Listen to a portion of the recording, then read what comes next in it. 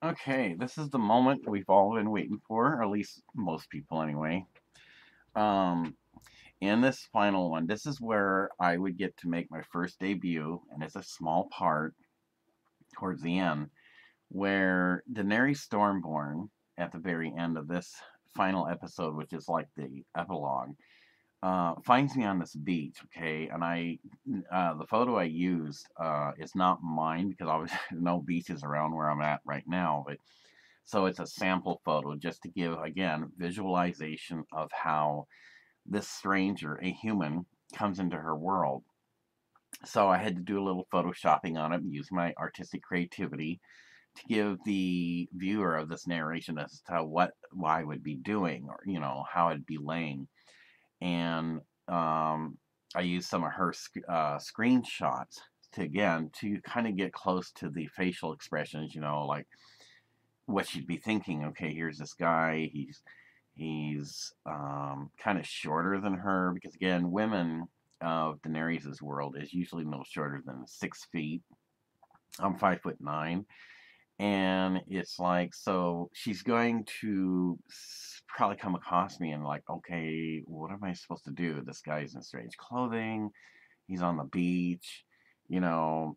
So she does roll me over, and it's like I'm coming to, but something happened to where I can't hear right away. My hearing don't come back yet. So while she's trying to speak to me, I only see her lips move. I smile back at her because I'm thinking, okay, oh my gosh, I'm dead. She's like an angel or a goddess, and this must be like heaven or something. And she kind of stands up like she's kind of shocked, and looking down at me, but not in an angry way, but kind of looks down at me like, oh, you're a strange weirdo or something. I look, and she gives me this friendly smile, okay, because this is like something that she would have never found in her world before. And so, in my part, as it'll be shown in the end of the Lost Pages time and the motion picture, I kind of like reach out to her, and maybe that's kind of like why she stands up suddenly, because I look like her, as far as her race, of people, but different, and she notices this, and I think that's why she decided to accept me as a pet, because she's never found one like me before. I'm not like any man of her world. My uniform, of course, is totally soaked. I could have been floating out there at what I don't come to realize until later when it's explained to me, or I discovered on a map when she grooms me in the second sequel of the quadrilogy. That is a place called Slaver's Bay. So I'm thinking like, okay, if I came through this vortex, it's gonna feel like 1,000 knives stabbing all over me. I'm like totally freezing cold. Okay, she can't really. I mean, she is stronger than me, but it's not like she wants to make a spectacle of herself. She's not gonna like grab both my arms and just start dragging me off the beach. Too many people would notice this, and so she'll kind of like have a side view where she's looks over towards the direction where the pyramid palace at, but she'll kind of look back at me, looking downward, almost serious like way. Um, but then she walks off, and it's probably because she's gonna have somebody come and bring me to her, because I'm still trying to like come to, and that's when I make the discovery, like, okay, why the hell am I seeing people in knights uniforms or armor? Because on Earth we've already had our Dark Ages, okay? So you got to put yourself now in the shoes of me, this human, because a lot of things are going through my mind. Everything's happening so quickly, and it's like I don't have the IQ or the intellect that Daenerys and the people of her world has. Okay, so thinking like a human, okay, yeah, I'm gonna be afraid. They're like poking at me with swords, I gotta like go where they tell me to go, but I don't understand their language because again, it's kind of like English, but it's not. For the viewer, you would hear what they're saying, but I don't understand, and I keep trying to tell them I don't understand what you're saying. And but I keep going, because I don't like the idea of someone poking me in the back with swords, because I don't have armor. I'm gonna feel those points right through my uniform. And so I'm like shivering and holding both my arms as I'm trying to walk. It feels like every step I take is like 10 or 20 pounds, because I mean, I've been floating out at this Slaver Bay, or up to Slaver's Bay, in this freezing cold water. Okay, so you can imagine like that would be almost like here on Earth, like almost a what they call a hypothermia moment. So in any case, then it would end where of course I can't understand them, and they pretty much.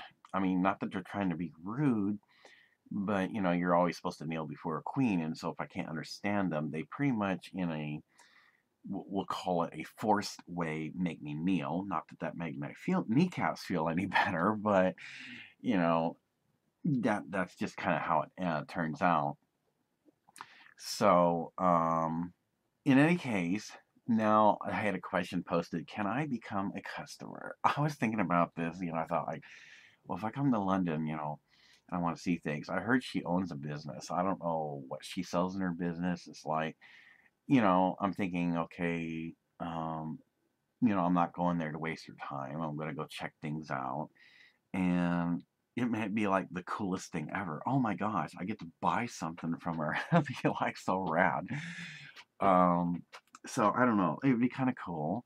Um, Check things out and be a customer of hers. I would be like, I don't know. I would just like feel very excited about this.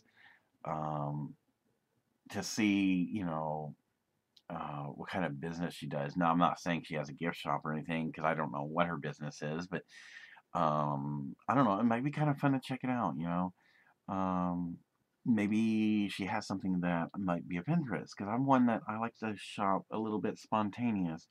If something catches my eye, I might get it, because that's just me. It's not like I hoard or pack anything, but it would be something, knowing that, okay, who she is, what she got to offer, and yeah, I think I'm gonna go ahead and get this. And so, yeah, I've got so much to look forward to when I get to London. So, anyway, this is the grand finale of Game of Thrones, The Missing Link, Lost Pages of Time. Now, I want to explain real quickly. We remember the one that had like the sandstone disease. She reflects back on this and uh, told him she hoped that he would find a cure. Now, just for the records, as everybody may be listening, being the creative, aspiring writer, okay, I am very flexible. So, this is where I also have to see what happens when it comes to the final series 8, because where it says in this one, which you will notice, it says, yeah, there was no cure, so he passed on or something. I can rewrite that because I can't do nothing until, you know, Series 8 comes out. Because, again, I'm trying to fill the gap between the motion picture, which is one of 4 movie quadrilogies I wrote, and Series 8. So once that is revealed, it's like when you put a puzzle together, you want to make sure you have the right piece that completes the entire puzzle. So right now I have a piece to the puzzle of the legacy that she has that ends up with the male dragon, me, meeting the stronger female dragon, Daenerys Stormborn. And I can't quite fit the puzzle piece yet, so eventually it will fit. And so, in any case, um, yeah, it's something that I have to wait until the Series 8 comes out. And if he's like alive and well, cool, then I gotta go back and I gotta make that appropriate and do the same. I gotta rewrite it. Okay, he's like, well, what is he doing right now? This is how my creativity goes. I have to make it so it's not redundant, contradictory, or anything like that. So my creativity is still going. Thank you, Deanerys, for having this impact on my life.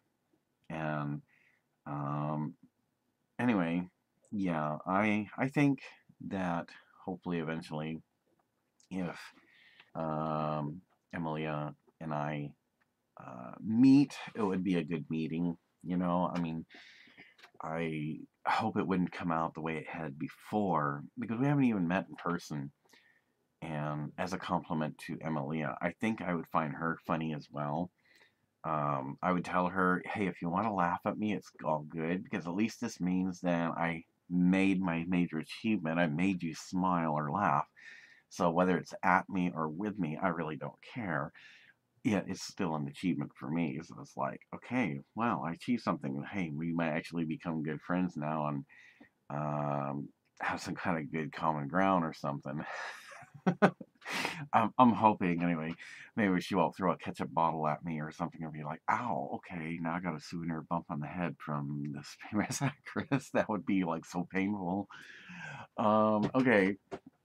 So anyway, I won't hold you up any longer. So this is like the final grand finale of the narration for my um, Lost Pages of Time movie script that will comes before the motion picture, which is the first of 4 quadrilogy movies, and right after Series 8.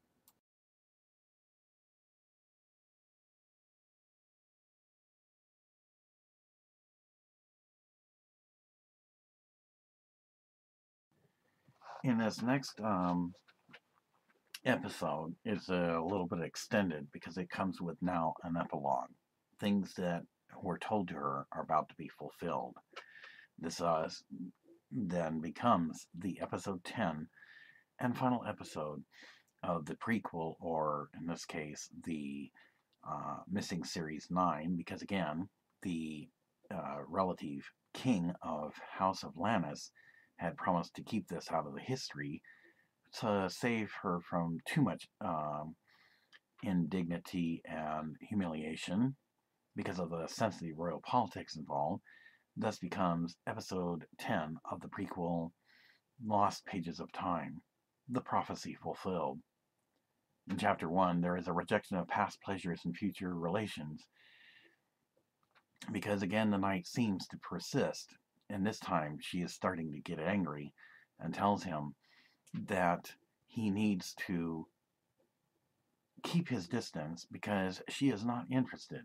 There is a prophecy to be fulfilled, and he then is starting to get about frustrated because he loves her very much, and she senses this, but their destinies are no longer to be together. She has to remain pure to the one that is due to arrive and lead her to victory, as the visionary had once told her.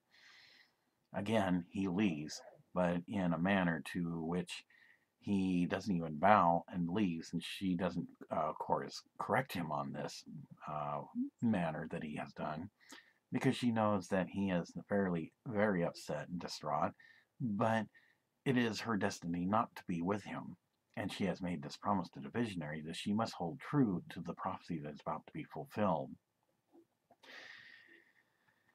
In the meantime, she thinks back on the time when she did conquer King's Landing, or the time that she was about to anyway, with the Dothraki that was she had led, and as to whether he ever found a cure for this sandstone type disease. And eventually, someone tells her that he had been found, and that he was not himself, that apparently a cure could not be found in time, and it would appear that he took his own life. They don't reveal the body to her because of the state it's in, being someone that she could not look upon him. Well, she has a feel of loss of hope and a friend, because she, even though had sent him away long, long ago, when she did have the Palace of Marine because of a trust that he betrayed of her, she is at least able to look upon his face, because the disease that is no cure, although he probably did his best to find one, has not taken over on his face. And so after reviewing upon him and paying her respects to him, she orders that he be treated well and given proper burial, because he is still a knight. She sometimes even feels regret that perhaps maybe she acted too hastily and didn't give him a chance like she should have. But she'll always remember the good memories they had as they traveled together when she was with her husband Drogo. So he is given a proper ceremonial burial.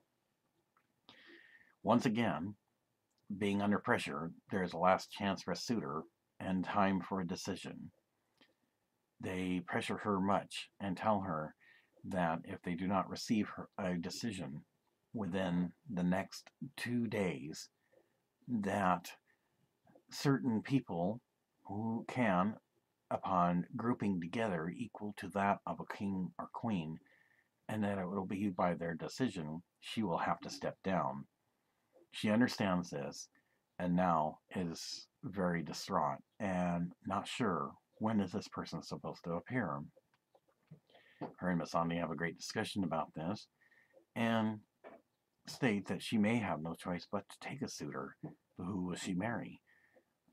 There's pretty much being someone who lost that which was considered to be a victory may or may not want her, even if she did choose a suitor.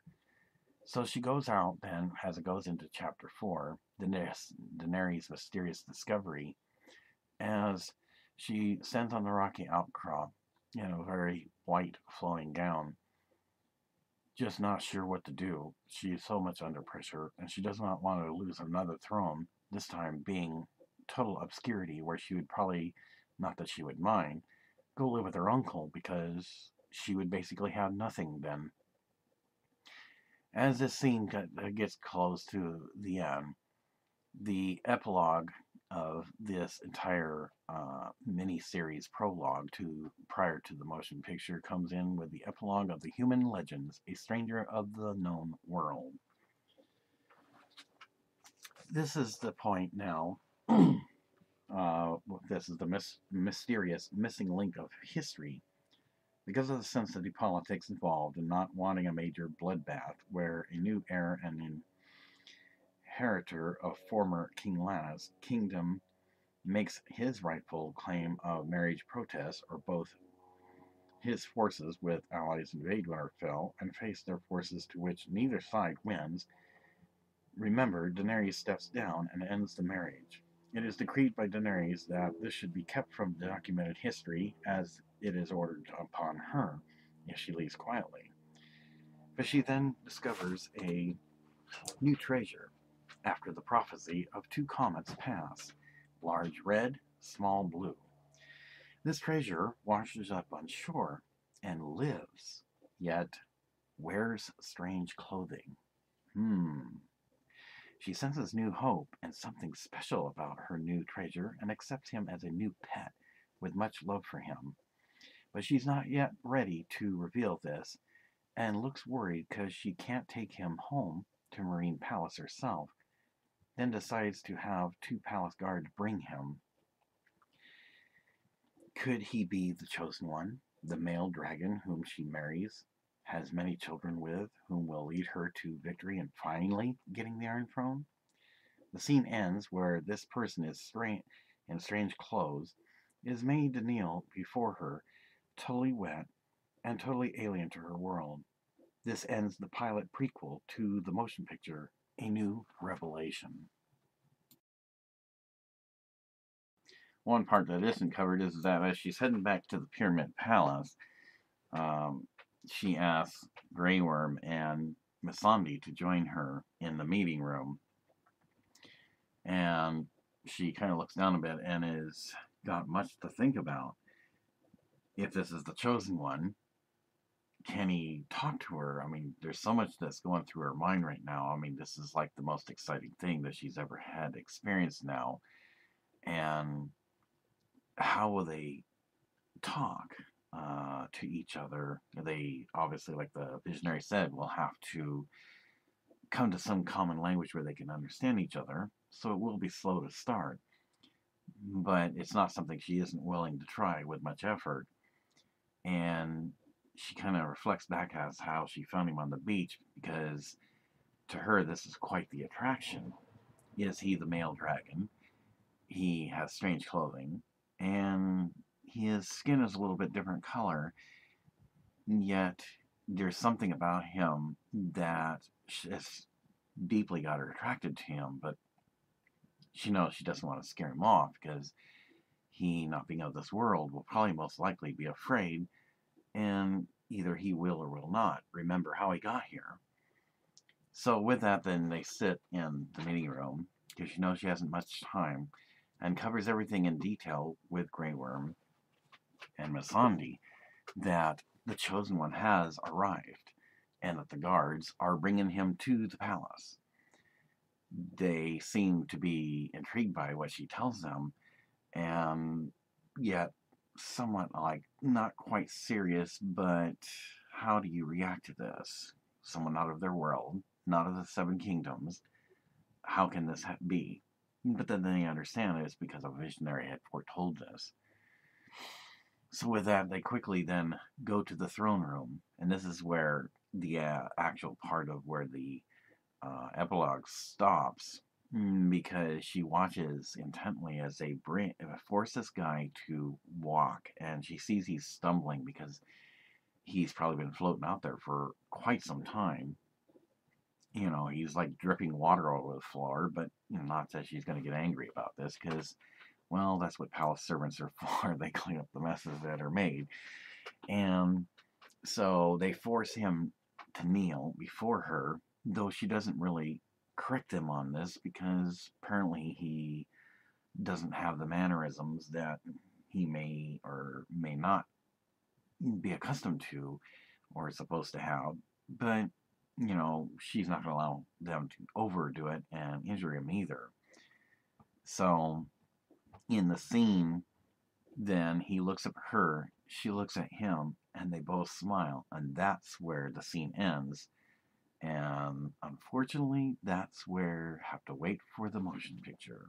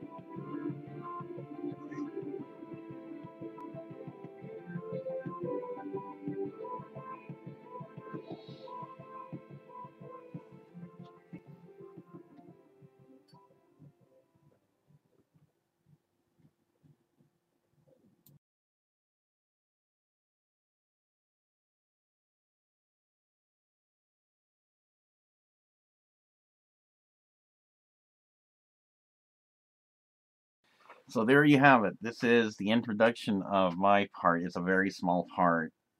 I probably like I said, I don't really say a whole lot. It's more like my part is more like just action because you gotta imagine that if you're this only human in freezing cold waters and Daenerys Stormborn Targaryen rolls you over just to see what you look like face wise, um, you're probably going to be having a hard time trying to talk anyway, because you will sound like a lot of stuttering if you can even do that.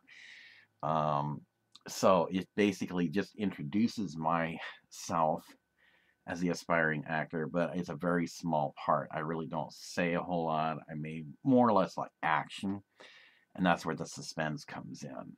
So in that case, then you have to wait for the motion picture of my movie script, which is part of 4 movies, the quadrilogy, to actually see the communication process begin. It's slow at first in the motion picture because, again, you got to remember that if I'm this now the alien, the human on an alien world, again, I can't stereotype people because now I'm the only human in Daenerys' world. And so I have to try to do visualization, um, try to find a way to communicate to her, convince her when she gets a little worried and she thinks maybe I'm trying to take the throne from her. So she knows she can't really verbally communicate with me at first. So she points and uses gestures, which I do comprehend, and I have to shake my head, vigorously. No, I'm not here to take your throne. I'm not here to hurt you. But eventually, then we communicate just like anybody would in the known Seven Kingdoms. So it's going to be quite the interesting thing of how to communicate with mother dragons. And it's like, wow, this is like going to be the most awesome experience. So it's a matter of when I get my agent, they have to contact, well, we'll do like HBO first. Most likely they're going to say no. So that leaves all the other places, Stars, Movie Channel, MGM Studios, possibly Lucasfilms, or even the international film companies to approve the movie scripts because now it takes a twist. Okay, the love of 2 dragons. Fans from the ones I've met anyway said that this would be like the historical moment, the pinnacle of Daenerys' life because I'm not like any guy she's ever met. I have so many things experiences I put her through, the pleasures, the desires, the um, well, she also puts me through some riveting experiences too, because again, it's like one thing if you're on Earth and you have a woman that's more experienced than a guy. It's another thing if you have a Targaryen queen who has more senses than you, is stronger than you, and she wants to, and she's like, in her world, there is no modesty. Because, there's no shame, as far as things like nakedness and stuff like that. But for the human, it's like a whole new riveting experience that she tries to get him groomed into, dressing up like them because he can't get back to his world, introducing him to getting out of his modesty. It's like, wow, how am I supposed to handle this? Even I'm going to kind of break this a little bit with a spoiler. One of the things she does to test me and is to teach me, because if I'm supposed to be like leading her to this great victory, I don't realize it. But she doesn't nail me with the bold statement that I made. I'll, test me. I'll drink the golden waters that flow from you within me. And of course, to her, she knows what this means because it's not something a man would do or say. And I don't realize that by speaking that way, I kind of left the door open where she's not going to use it right away, but she's going to use it as a pleasurable punishment. Pleasurable for her and punishment for me because you just don't say something that could, as I'm sure any women out here in the real world would say, they will nail a guy for saying something. They may not use it right away, not in a week or a month, the guaranteed right moment, when they decide it's the right moment, they're going to nail you with this, and you have to see it through.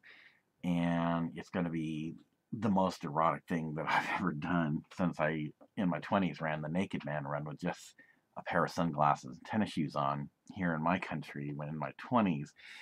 So, I guess you could say that doing nude scenes for me, I have no problem with. I don't know what Emily Clark's position on that is. There's, like I said, there's no guarantee that she probably is going to even want to be a part of this. If not, that's another reason why for the pageant to find a new Mother of Dragons actress, someone that's going to be willing to do the scenes. Um, because again, it helps me out at the same time being the aspiring actor. And once I get my master's degree through the London Cinema College, which I have full intentions of going to, it's like getting used in front of the camera doing these scenes. And again, if like, let's say if the camera's rolling and you see me turn 3 shades of red, well, they wouldn't say, oh yeah, we got to reshoot the scene because you were supposed to turn 3 shades of red. Well, no, because again, it's about realism. This human is being introduced to things that he's never experienced in his world, that's normal in Daenerys' world. And so if he turns 3 shades of red, she takes delight in this because she knows this is like based on her very high intellect, high IQ, 12 senses as opposed to the human six senses. For her, it's like a turn on because it's like she's putting me through these things that I would never ordinarily experience in my world. And for her, it's like, I don't know, like, I don't know either, like I'm her new toy other than her new pet. And it's like, uh, being thrown into this world of hers, it's like, how do I handle this? I mean, one of the tests, again, kind of getting back from left field, she wanted to teach me about, I'm going to see things that are probably improper, immoral on her common battlefield that she has to fight enemies with. And to do this, because I had stated that I would put her through tests, but she flat out says, no, you don't choose the test, I do. And she forces me to like totally be, I'm serious, butt naked. Yes, Emily heard me say it correctly. I am forced to be butt naked. Oh my gosh.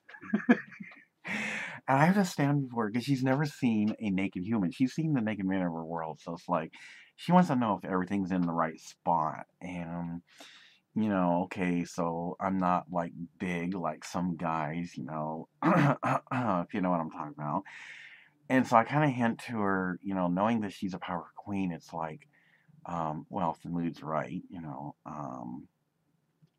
certain things can change as far as my status. She's kind of like asked to, what do you mean? And, well, if things were to be revealed or something to this, I'm trying to hint to her, and she's like, are you asking me to take my clothes off? And I'm like, oh no, I would never suggest that to a queen, because I wouldn't want her to get mad at me. And so she pretty much then, and this is all from the motion picture, she pretty much then tells me that if I say anything or reveal anything to anybody else, that's in her world, the palace staff or what have you, she flat out tells me, you speak of it, I will cut your tongue out. It's like, ooh, can you imagine bleeding to death because she cut your tongue out? So it's like, she swears me to secrecy, not say anything. So she drops her clothes and then she looks down and it's like, oh, I see what you mean. It's because well, you can imagine what happens at that point. And I kind of tell her, well, big things do come in small packages. And she doesn't seem just very displeased at all.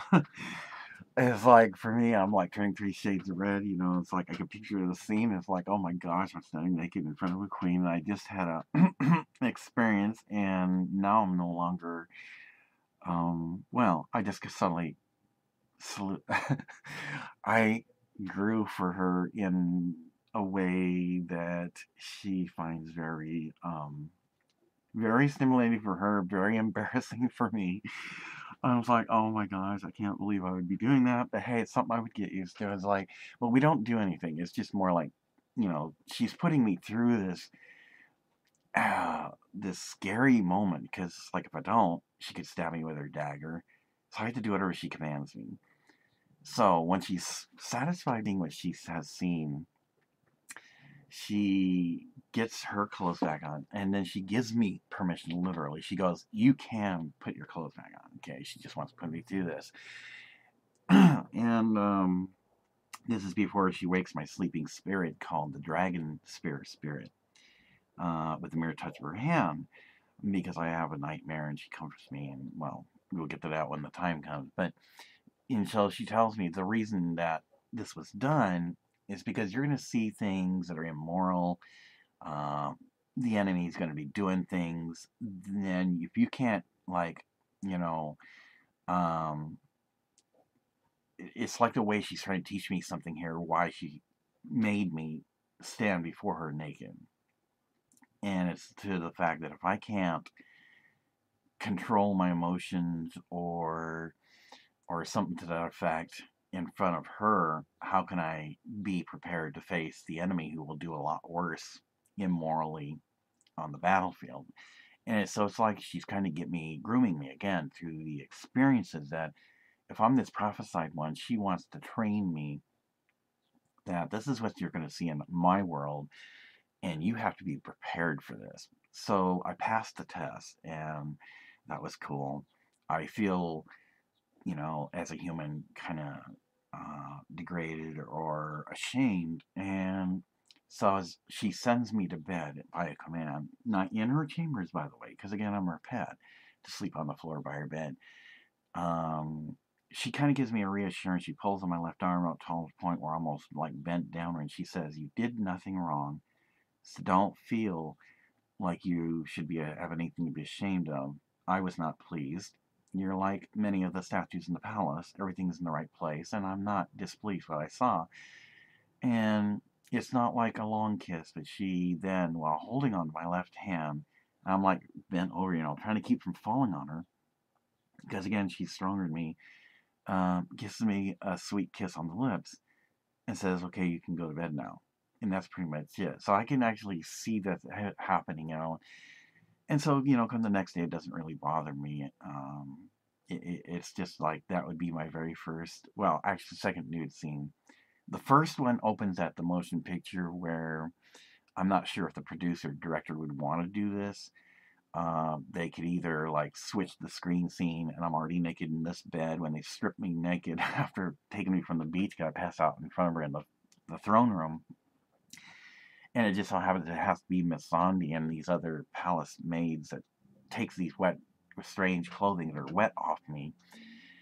And, or, and so she gets to see, well, with somewhat of a smile, "Oh, okay, this guy's built like men of our world, but even though I'm shorter."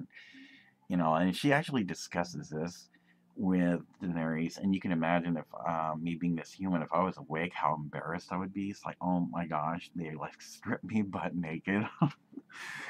But I wake up later, and Daenerys is like, want me to start communicating with me, because again, we haven't established that yet.